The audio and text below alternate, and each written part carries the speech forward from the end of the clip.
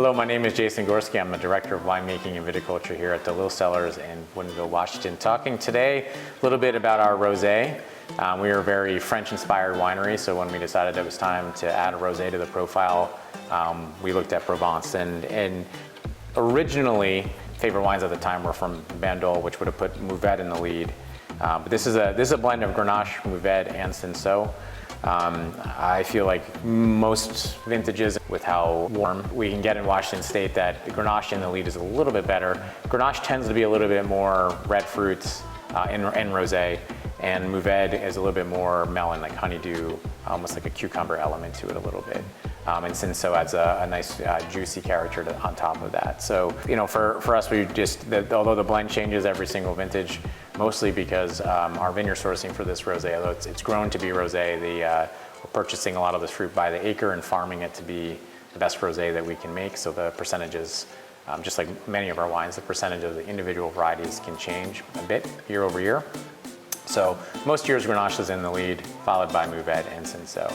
So sometimes that can, the Mourvedre can be a little bit in front of the Grenache. Traditionally, vineyard sourcing for our Rosé comes from Mourvedre from Cellars on Red Mountain. We get some Grenache and Cinsault from Boucher in the Yakima Valley, and Grenache and Mourvedre from Stone Tree on the Walloop Slope.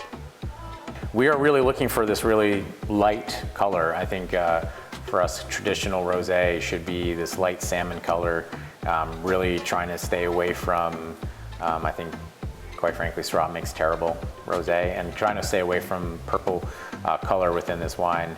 It's very classical, light peach, wild salmon.